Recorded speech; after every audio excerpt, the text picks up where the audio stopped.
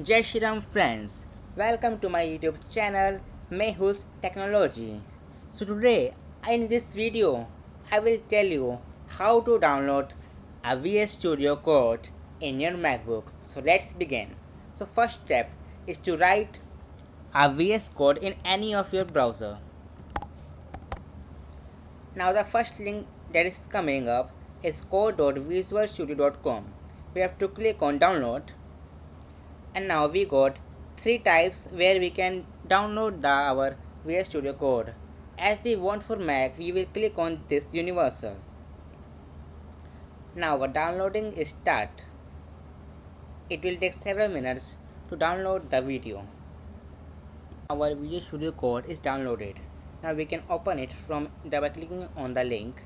Now here we can create a new file, open or connect to any other extensions. To open a file, we have to click on open, and here we can open any other files in coding language. Thanks for watching.